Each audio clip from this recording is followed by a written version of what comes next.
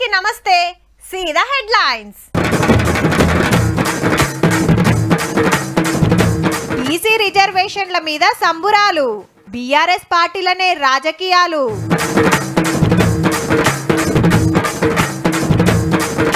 రాజాసింగ్ రాజీనామాకు ఆమోదం, హైకమాండ్ తెలుసుకోలేదట కారణం.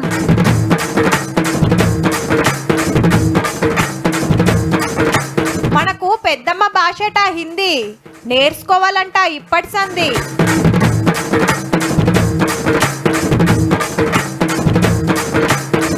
రికార్డు కొట్టిన మోడీ సారు, జోరుంటది విదేశీ టూరు. ఈ తాపకు నేను పోటీ చేద్దాం అనుకుంటే ఇక మాకే రచ్చతట్టుంది భయ్యా.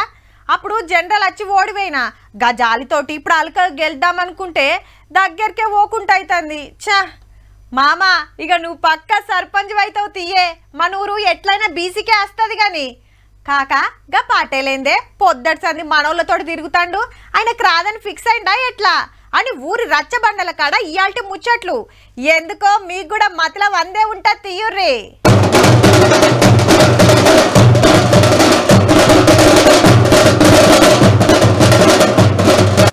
ఎక్కడిది 33 జిల్లాలలో సంబురాలు పోన్రే. బీసీలకు 42% రిజర్వేషన్ లోకి అయితే గీంతుండదా మళ్ళా 12,769 సర్పంచులు, 5,817 ఎంపీటీసీలు, 540 ఎంపీపీలు, 583 జెడ్పీటీసీలు, 32 జెడ్పీ చైర్మన్ పదవులుంటే అన్నిట్లో 142 బీసీలకే వస్తాయి. మళ్ళా బలైన వర్గాల ప్రాతినిధ్యం 42% ఎన్నికలు జరుగుతూ చట్టపరంగా వాళ్ళందరికీ కూడా రిజర్వేషన్ల ప్రక్రియ అమలైతూ వాళ్ళ ప్రాతినిధ్యం పెంచినట్లయితే భవిష్యత్తులో చట్టసభలకు కూడా అవకాశం వస్తుంది. కాబట్టి ఆ బిల్లు అసెంబ్లీలో పాస్ అయి ఢిల్లీకి పంపితే రాష్ట్రపతి కాడ పెండింగ్ లో ఉంది. అది ఎప్పుడు ఓకే అవుతుందో తెలియదు కాబట్టి పంచాయతీరాజ్ చట్టం మారుస్తానికి ఆర్డినెన్స్ తెచ్చి అనుకున్న పని మొదలు పెట్టాలి, బీసీలకు న్యాయం చేయాలని డిసైడ్ చేసింది కేబినెట్. ఆర్డినెన్స్ అంటే టెంపరరీ చట్టము, అటెంక అసెంబ్లీలో పాస్ చేసుకుంటే అయిపోతుంది. సర్పంచ్ ఎంపీటీసీల రిజర్వేషన్లు మండలం యూనిట్, ఎంపీపీ జెడ్పీటీసీలకు జిల్లా యూనిట్, జెడ్పీ చైర్మన్లకు స్టేట్ యూనిట్ లెక్క అమలు చేస్తారట. అసెంబ్లీలో పాస్ చేస్తారా, చేసినాం. బిల్లు లాగా పెడతారా, పెట్టినాం. షెడ్యూల్ పంపిస్తారా, పంపించినాం. వాళ్ళు యాక్సెప్ట్ చేస్తారా లేదా. చెప్పున సర్పంచ్ ఎలక్షన్లు పెట్టాలని కొందరు హైకోర్టుకు పోతే సర్కార్కు 3 నెలల టైం ఇచ్చి 15 రోజులు దాటింది. అందుకే కేబినెట్ మీటింగ్ పెట్టుకుని లోకల్ బాడీస్ ఎలక్షన్లకు తవ్వ సాఫ్ చేసిరు అన్నట్టు. గమ్మత్ ఏంటంటే మునుపు బీసీల రిజర్వేషన్లు 34% ఉంటే బీఆర్ఎస్ గవర్నమెంట్ 23% తగ్గిస్తే ఈ సర్కార్ ఏకదమ్న 42% పెంచుతుంటే ఇగో ఉల్టా గిట్లన పట్టారే. ఆస్పాష్గా చేసేసి ప్రజలను మభ్యపెట్టేసి రేపు ఏమైనా రాకూడని అవాంతరాలు వస్తే మేము చేసినా మేమేం చేయాలి, అవాంతరాలు వచ్చినాయని చెప్పని చేతులు దులుపుకపోయేటువంటి ఒక వ్యవహారం. ఏ ముచ్చట ఎట్లున్నా లోకల్ బాడీ ఎలక్షన్ లో బీసీలకు ఏం తక్కువ సగం పదవులు రాబోతున్నాయి. ఏ ఊళ్ళో ఏ రిజర్వేషన్ అనేది డిసైడ్ చేయగానే ఎలక్షన్ల గంట మోగుతూనే ఉంటది. అయితే ఫస్ట్ ఎంపీటీసీ జెడ్పీటీసీ ఓట్లు పెట్టి అటెంక సర్పంచ్ ఓట్లకు పోయే ఛాన్స్ ఉందట. మరి ఎవరు ఏ పదవిలో నిలబడాలనుకుంటున్నారో తయారుండ్రిగా.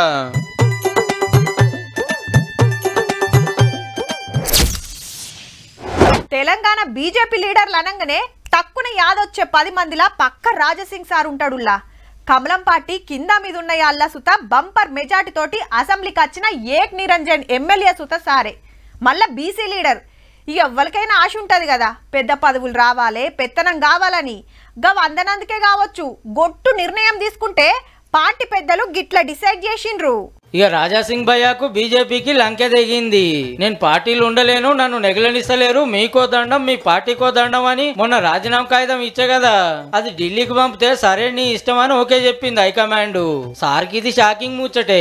ఎందుకంటే పార్టీ పెద్దలు పిలిచి మాట్లాడతారేమో, నాకు గోస్ ఇంటారేమో అని ఆశపడ్డాడు. మాటలు లేవు, మాట్లాడుకునేది లేదని ఎమ్మెల్యే గారు అమర్నాథ్ యాత్రలు ఉండగానే పార్టీలకు వెళ్ళి తీసేసిర్రు అన్నట్టు. నేను రిజైన్ దేని గురించి ఇచ్చినాను, దీని వెనుక రీజన్ ఏముంది వాళ్ళు పరిశీలించలే అనుకుంటున్నాను. రాజాసింగ్ సార్ బీజేపీలో చేరిక ఇయాల్టికే బరాబర్ 11 ఏళ్ళట. 3 మాటల టికెట్ ఇస్తే మునుం పెట్టి గెలిచిండు. హిందుత్వ ఎజెండాతో రాజకీయం చేసుట్లా పేరు సంపాదించిండు గాని పార్టీలో దినం ఇంత పలసగాయిండు.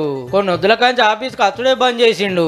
మొన్న ప్రెసిడెంట్ సీట్ కోసం నామినేషన్ వేద్దామని వస్తే సపోర్ట్ సంతకాలు పెట్టేటోళ్ళు సుతా దొరకక ఎంబటే రాజీనామా చేసిండు. ఇక తెలంగాణలో పార్టీ పవర్లకు రావద్దని కొందరు కుట్రలు చేస్తున్నారని సుతా అన్నాడు. మునుపోసారి అనకూడని మాటలంటే పార్టీలే సస్పెండ్ చేసి ఎలక్షన్ల ముంగట మళ్ళా తీసుకున్నారు. ఇక ఇప్పుడు మొత్తానికి మొత్తం లింకు కట్ అయినట్టే. లాక్స్ ఆఫ్ భారతీయ జనతా పార్టీ కార్యకర్తల గొంతుకి ఆ గొంతుని నేను ఢిల్లీ వరకు తీసుకొని వెళ్ళాలనుకున్నాను. కానీ నేను అక్కడ ఫెయిల్ అయిన అనుకున్నాను. అయితే ఎమ్మెల్యే పదవికి సుధా రాజీనామా చేస్తున్నా అని కాగితం కిషన్ రెడ్డి సార్కి ఇచ్చిండట. అది గవర్నర్ సార్కి పంపినరో లేదో తెలియదు. అప్పటిదానికైతే ఎమ్మెల్యేనే. ఇక ఇప్పుడు రాజాసింగ్ సార్ కొత్త పార్టీ పెడతాడా ఇంకెళ్ళకన్నా పోతాడా అనేది సార్ అమర్నాథ్ యాత్రకేంచి వచ్చినాకనే తెలుస్తుంది.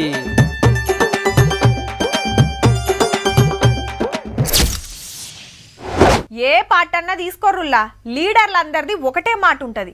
అవునంటే అవును, కాదంటే కాదు. జిందాబాద్ అంటే జిందాబాద్, ముర్దాబాద్ అంటే ముర్దాబాద్. ఒకే మాట ఒకటే గీత. జర్రంత అటు ఇటు అయితే నవ్వేటోళ్ళ ముంగట జారి పడ్డట్టు అవుతుంది కదా మరి. అయితే మన కాడున్న ఓ ముఖ్యమైన పార్టీ ఒకటే ముచ్చట మీద 2 తీర్లు మాట్లాడుతుందబ్బా. అవునంటే కాదు అంటాండ్రు, కాదంటే అవును అంటాండ్రు. జిందాబాద్ అంటే ముర్దాబాద్, ముర్దాబాద్ అంటే జిందాబాద్. ఇంకా ఊరిచుడొద్దు, సీదా వార్తలకు పోదాం పాండ్రి. బీసీల రిజర్వేషన్ల మీద బీఆర్ఎస్ రాజకీయం గమ్మతుందుల్లా. 42% పదవులు పక్కా అని రాత్రి పొద్దుగాల కవితక్క సంబరాలు చేస్తే లేలే మోసం చేస్తుర్రని కారోళ్ళు దిష్టి బొమ్మగా అలబెట్టిండ్రు. సర్కార్ తెస్తున్న ఆర్డినెన్స్ తోటి ఫాయిదా ఉంటదని మేడం, ఉండదని సార్లు. మీరు ఈ బీసీ రిజర్వేషన్ అనే ఒక పులి మీద స్వారీ చేస్తున్నారు. మీరు చాలా సేఫ్ గా ల్యాండ్ కాకపోతే పులి తినేస్తుంది మిమ్మల్ని. దీని మీద అనేకమైనటువంటి అనుమానాలు కూడా ఉన్నాయి. ఆర్టికల్ 243D ప్రకారం రాష్ట్ర ప్రభుత్వంలో ఇది చేసేటటువంటి ఆస్కారం ఉన్నది. 70% 50% మించొద్దని ఉంది సుప్రీంకోర్టు జడ్జిమెంట్ లో. ఇలా మీరు 70% అవుతుంది. రిజర్వేషన్ 69% కూడా దాటుతుంది. అయినా కూడా ఆస్కారం ఉంది. ఎందుకంటే ఆల్రెడీ ఈడబ్ల్యూఎస్ తోని ఆ కోటా బ్రీచ్ అయిపోయి ఉంది. గదన్నట్టు ఇప్పుడే కాదు, మొన్న కులగణన చేసినాడు కూడా ఇంతే. బీసీల బలగం తేలాలని ఇల్లు తిరిగి వివరాలు రాసుకుంటే కవితక్క చెప్పింది కానీ కడుమలు అసలే చెప్పలే. ఇయ్యమంటే ఇయ్యమని జిజ్జు చేసిండు రావణ్ అయితే. కానీ అసెంబ్లీలో బిల్లు పెట్టినాడేమో బీసీల కోసం వీళ్ళే కొట్లాడినట్టు స్పీచ్ దంచిండ్రు. గా బిల్లు రాష్ట్రపతి కాడ పెండింగ్ లో ఉన్నందుకు ఇప్పటి మందం ఆర్డినెన్స్ తెచ్చి 142 పదవులు బీసీలకు ఇవ్వబోతుంటే కాళ్ళల్లో కట్టబెట్టినట్టు చేయబట్టి అప్పట్లో మీరు తగ్గిస్తిరి, ఇప్పుడు వీళ్ళు పెంచుతుంటే అడ్డం పడబడితిరి. దీంట్లో పాలిటిక్స్ చేయకండి, మేము 100 సంవత్సరాల నుంచి పాలిటిక్స్ కి దూరం ఉండి మా రైట్లు మాకు కావాలని కోరుకుంటూ ఉద్యమం చేశాం. ఓ పని చేయరు సార్లు, కాంగ్రెస్ వాళ్ళని కలవలేరు కానీ మన కవితక్కను కలిస్తే బీసీలకు ఎంత ఫాయిదా అవుతుందో ఆమె వివరంగా చెప్తుంది. తెలంగాణ జాగృతి విజయంగా మేము భావిస్తా ఉన్నాము. చిన్న చిన్న విజయాల్ని సెలబ్రేట్ చేసుకుంటేనే పెద్ద విజయాలు వస్తాయని బలంగా నమ్ముతున్నాం. కవిత కోన్ కిస్కా నవ్వుకుంటారమ్మా జనం. నీకేం సంబంధం బీసీలతో? మీ నాయన ముఖ్యమంత్రి ఉన్నప్పుడు ఏం వెలగబెట్టావు బీసీల కొరకు? అర్ధరాత్రి స్వతంత్రం, భూ పోరాటం, ఎర్ర సైన్యం, ఎర్ర సముద్రం, ఒరే రిక్షా, చీమల దండు, వేగు చుక్కలు, అడవి దివిటీలు, లాల్ సలాం, దండోరా, చీకటి సూర్యులు, పీపుల్స్ వార్, రైతన్న. గీ సినిమాల పేర్లు చెప్తే ఎవరు మతికొస్తారుల్లా? ఇంకెవరు, మన మూర్తన్నే. అప్పటికెళ్ళి ఇప్పటిదాకా గరిబుల బతుకు పోరాటం, అడవి బిడ్డల జీవితం, రైతుల తిప్పలు, తెలంగాణ పోరాటం మీదనే సినిమాలు తీసిండు. ఇంకా సుత తీస్తున్నాడు. ఏదో 4 పాటలు ఫైట్లు పెట్టినట్టు కాకుండా సమస్య మీద ప్రశ్నించుడే మూర్తన్న నైజం. గిది సుత గసొంటి సినిమే. మూర్తన్న అంటే మూర్తన్ననే పో. సినిమా ట్యాక్స్ గురించి ఏమన్నాడో ఇనుండ్రి మరి. ట్యాక్స్ ఫ్రీ వద్దు, ఏమొద్దండి. నా గవర్నమెంట్ సైడ్ నుంచి ఏ సహకారం వద్దండి. నేను కోరుకునేది ఏంటంటే దయచేసి మీరు ప్రమోట్ చేయండి సినిమాని. నా సినిమా గురించి చెప్పండి. యూనివర్సిటీ పేపర్ లీక్ సినిమా తీసిండు. పేపర్ లీక్ తోటి పొరలకు ఎంత నష్టమో వెనకాల ఎంత పెద్ద స్కామ్ ఉంటుందో చూపించిండట. గంత మంచి స్టోరీ తోటి తీసినావు, ట్యాక్స్ తీసేయమని సర్కార్ని అడుగుమంటే లేలే బరాబర్ కడతా అంటున్నట్టు. నేను తీసిన సినిమా అందరు చూస్తే చాలు, పబ్లిసిటీ చేస్తే చాలు అనవాటే. కానీ ఇవాళ రేపు 100 కోట్లు పెట్టి తీసిన వాళ్ళు కూడా 7-10 రూపాయలు ట్యాక్స్ తగ్గిస్తారా ఏం చెప్పి టికెట్ల రేట్లు పెంచుకుందామా అనే చూస్తారు. మరి ఇక్కడ ఎవరు పీపుల్ స్టారు? ఈ సినిమా ఫంక్షన్ కి వచ్చిన వాళ్ళంతా మూర్తన్నని తారీఫ్ చేసిర్రు. గిట్లా ఆ ఊర్లో తనకున్న 2 కోట్లు పెట్టి ఒక హాస్పిటల్ కట్టించి మా ఊరు నాగం జనార్దన్ రెడ్డి గారితో ప్రజలకు అంకితం చేసి దానికి తన పేరు కూడా పెట్టుకోరు ఆయన. కష్టదీవుల తరపున ఈ ఎండి తెర మీద అన్నార్తుల అభాగ్యుల గుండె తెరను ఆవిష్కరించే ఒక దర్శకుడు హీరో. సాపదిండు దప్ప సొంతాస్తి ఎరుగని సామ్యవాద సిద్ధాంత సారథితడు. మొన్న యూనివర్సిటీకి వచ్చారు ఆయన, మా వీసీ గారిని కలిశారు. ఈ సెట్ చినిగిపోయి ఉన్నది, కనీసం ఆ సెట్ చినిగిపోయి ఉన్నది అనే దాన్ని పట్టించుకోకుండా 100 మంది విద్యార్థులతో మాట్లాడారు. దేశంలో భాషలు అనగానే హిందీ, తమిళం, మలయాళం, కన్నడ, గుజరాతీ, మరాఠీ, తెలుగు, ఒరియా, బెంగాలీ, పంజాబీ, భోజ్పురి అని బొచ్చడున్నాయి. ఒక్కో రాష్ట్రానికి ఒక్కోటి. కాకుంటే దేశమంతా చూస్తే హిందీనే ఎక్కువ. మీది బాజుకు పోతేనైతే అంతా అదే. ఇప్పుడు భాషల ముచ్చట దేనికి అంటారా? భాషల గురించి కొత్త ముచ్చట చెప్పిండులా ఆంధ్ర సీన సీఎం పవన్ కళ్యాణ్ సారు. మన మాతృభాష అమ్మ అయితే దాని మన పెద్దమ్మ భాష హిందీ గదన్నట్టు తెలుగు అమ్మ భాషనట, హిందీ పెద్దమ్మ భాషనట. హైదరాబాద్ లో జరిగిన రాష్ట్ర భాష 50 ఏళ్ల పండుగల హిందీ గొప్పతనం గురించి గొప్పగా చెప్పిండు గిట్లా. South Indian films 31% of the films హిందీలో 70 రెవెన్యూ వస్తుంది. వ్యాపారానికి హిందీ కావాలి, నేర్చుకోవడానికి హిందీ ఇబ్బంది. వాజిబే అన్ని భాషలు నేర్చుకున్నా తప్పేం లేదు, ఎప్పుడో పారు అక్కడికి వస్తాయి కూడా. కానీ ఎవరి ఇష్టం వాళ్ళది, తప్పకుండా నేర్చుకోవాలని రూబాబు చేయబోయినందుకే అటు తమిళనాడులో ఇటు మహారాష్ట్రలో మస్తు లొల్లి నడుస్తున్నాయి. అలా పవన్ కళ్యాణ్ సార్ మన కాడ గిట్లన బట్టే సినిమా చేసినప్పుడు ఈ మేరా జహాన్ ఎందుకు పెట్టానంటే ఆ రోజు నాకున్న హిందీ రాష్ట్ర భాషల వల్ల కాదు. యూనివర్సిటీల చదువు అంటే ఎక్కడెక్కడికెళ్ళో వస్తారు. కులాలు, మతాలు, భాషలు, పండుగలు, పబ్బాలు ఎవ్వరి ఆలకున్నా చదువుకునే జాగల అందరు ఒకటే కదా. గట్ల చూడనందుకేనట రోహిత్ వేముల జీవి తీసుకున్నది.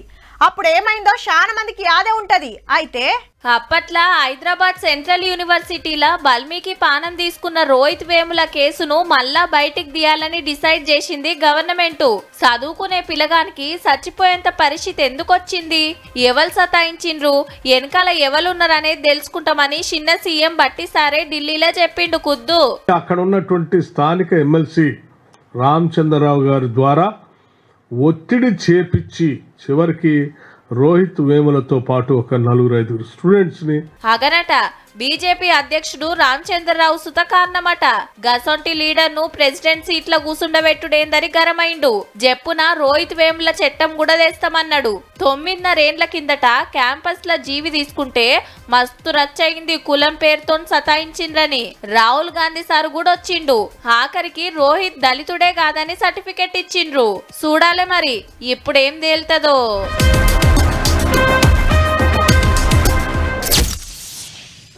ఇద్దరు అన్నదమ్ములు ఉన్నారులా, ఏండ్ల కమానం పొత్తుల సంసారం పెట్టి ఏరుపడ్డరు. ఉన్నది ఒకటే ఇల్లు కాబట్టి పొత్తుల గోడ పెట్టుకున్నారు. ఎవరిల్లు అల్లకే అయింది. ఇంటి నెంబర్లు 2 అయినాయి, నల్ల కనెక్షన్లు 2 అయినాయి, కరెంటు మీటర్లు 2 అయినాయి. ఇట్లా ఎవరద్దు వాళ్ళదే. సేమ్ ఆంధ్రకెళ్ళి మనం సుత గట్లనే ఏరుపడ్డాం. మన హద్దులు మనకున్నాయి.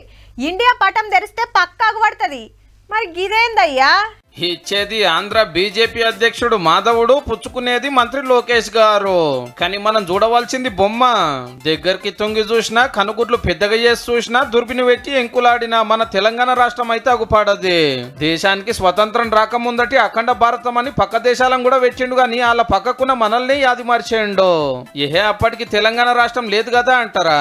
వాజివే మరి ఛత్తీస్గఢ్, జార్ఖండ్ రాష్ట్రాలు కూడా అప్పట్లో లేకుండే, కానీ ఇలా బరాబరు ఉన్నాయి. ఈ కోసకెళ్ళి ఆ కోసకు, కిందికెళ్ళి మీదికి ఏడేముండాలనో అన్ని ఉన్నాయి. కానీ మనం ఒక్కలమే లేము. హీగేమున్నది రచ్చ రచ్చ అవుతుంది. ఇచ్చటైనా చూడకుండొచ్చునా, తీసుకున్నట్టయినా చూడకుండొచ్చునా. బీజేపీ టీడీపీలు కలిసి కుట్రలు చేస్తున్నాయని బీఆర్ఎస్ పార్టీ వాళ్ళు గరం అవుతున్నారు. అట్టెట్లా మర్చిపోతారని కాంగ్రెస్ వాళ్ళు అంటున్నారు. కానీ తెలంగాణ బీజేపీ వాళ్ళు సప్పుడు చేస్తోట్టు. ఏహే బొమ్మే కదా, ఏముందని లైట్ తీసుకునేది కాదు. మరి ఆ బొమ్మనే మన రాష్ట్రము, మన గుర్తు. ఏరువాడి 11 ఏళ్లు దాటినా తెలంగాణ రాష్ట్రం ఇంకా అఖండ ఆంధ్రప్రదేశ్ లే ఉన్నదనే భ్రమలలో ఉన్నారా ఎట్లా?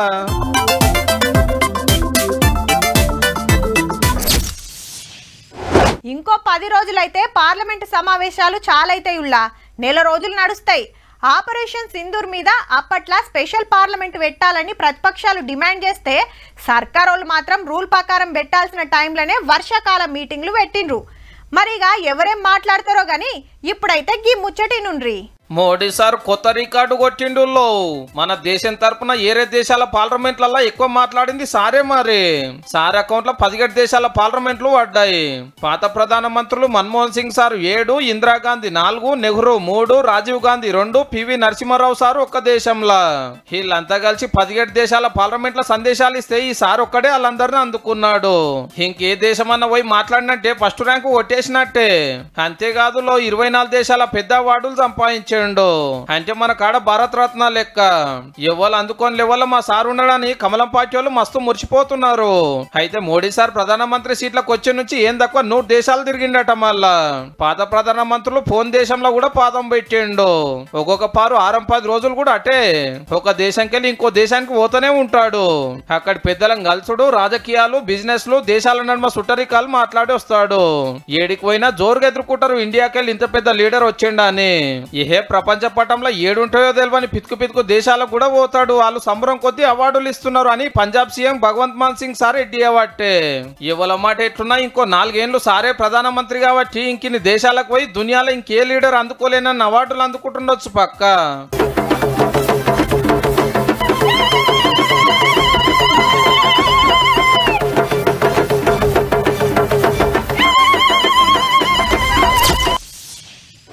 మీరు చిన్నప్పుడు ఏడ చదువుకున్నారని అడిగితే 100కి సగానికి ఎక్కువ సర్కార్ బడనే చెప్తారు. వాళ్ళ అమ్మ నాయనల్ని అడిగితే చదువుకున్న వాళ్ళు తక్కువ కానీ చదువంతా సర్కార్లనే. కానీ ఇప్పుడు లక్షలు కట్టాలి, కాన్వెంట్లకు పంపాలి. పెద్ద బిల్డింగ్లు, బడి ముంగట ఇంత పెద్ద బోర్డు, నోరు తిరగని పేర్లు పెడితే చాలు పోటీలు పడుతుంటారు అడ్మిషన్ల కోసం. అయితే ప్రైవేట్ వద్దు సర్కారే ముద్దని అటుకెళ్ళిటొస్తుర్రబ్బా. ఈ ఏడు 80,000 మంది ప్రైవేట్లకెళ్ళి గవర్నమెంట్ బడికి వచ్చిండ్రంటే చూడుర్రిగా. నిరుడు 40,000 మందే. మరి లెక్క డబుల్ అవుతున్నట్టే. వేలకు వేలు ఫీజులు కట్టలేక, బస్ కిరాయిలు పెట్టలేక, దేనికంటే దానికి చదివియలేక అండ్లకెళ్ళి తీసి ఇండ్లేస్తుర్రట. మళ్ళా సర్కారీ స్కూల్ సుతా ఇంగ్లీష్ మీడియం చెప్పవట్టిరి. మంచిగా ట్రైనింగ్ అయిన సార్లు, పేద ఆటల మైదానం, పెరిగిన సౌలతులు, పగటిలి బువ్వ, ఫ్రీ వైలు, ఫ్రీ డ్రెస్సులు. ఓదిక్కు సర్కార్ జాబులు చేసేటోళ్లే వాళ్ళ పిల్లలను పంపబట్టిరి. ఊళ్ళనే బడి ఉంటది కాబట్టి ఎట్లా చదువుతుండ్రు, ఏం చేస్తుంది, ఎప్పుడంటే అప్పుడు పోయి చూసి రావచ్చు. అదే ప్రైవేట్ అయితే పక్కూరుకో మండలానికో దోలాలి. వాళ్ళే బస్ పంపితే దానికింత ఫీజు. ఇంటర్ ఫెయిల్ అయిన ఒలిగినా చదువు చెప్తారాయే. చిన్న అర్రలు, ఆటలకు తావులేని ఈ స్కూళ్ళు. గిన్ని తిప్పలు అవసరమా అని సప్పుడు గంట టీసీ తీసుకుపోయి గవర్నమెంట్ లా షేరిక చేపిస్తున్నట్టుర్రు.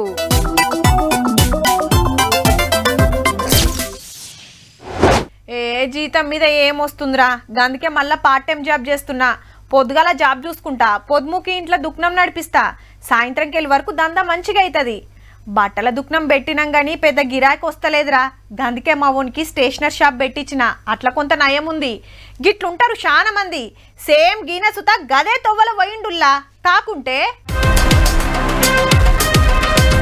ముఖానికి దస్తి, ముంగట బ్యాగు, తెరిచి చూస్తే గంజాయి. ఒరిస్సాకెళ్ళి తెప్పించి పట్నంలో సప్లై చేస్తున్నాడట పనిమంతుడు. సికింద్రాబాద్ ఏరియాల మిత్తిల దందా చేస్తాడట. మారు బేరం కింద గంజాయి అమ్ముడు పెట్టిండు.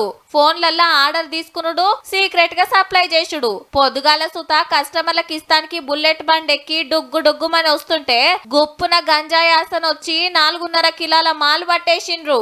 ఇవి ఎండి బిస్కెట్లు. మహారాష్ట్రకెళ్ళి జార్ఖండ్ పట్టుకపోతుంటే నడిమిట్ల ఒరిస్సాల పోలీసులు దొరకబట్టిండ్రు. మొత్తం 110 కిలోల ఎండి, 1,10,00,000 ఇలువనట. గీ కార్ల సీట్ కింద సీక్రెట్ అర తయారు చేసిండు ముద్దుగా. గింత తిప్పలు ఎందుకంటారా, ట్యాక్స్ తప్పించుకుంటానికి. ఎండి మీద 100కి 3 రూపాయల పన్ను పడుతుంది. మళ్ళా అంటే 3,30,000 మిగిలించుకునే ఇకమతు. ఏ సినిమాల సీన్ కాపీ చేసిండ్రో గాని ఉత్తగానే దొరికిపోయిండ్రబ్బా. చూసిండ్రు కదా. ఇక ఇవుళ్ళ ఇయాల్టి తీన్మార్ ముచ్చట్లు ఉంటాం. మళ్ళా నమస్తే.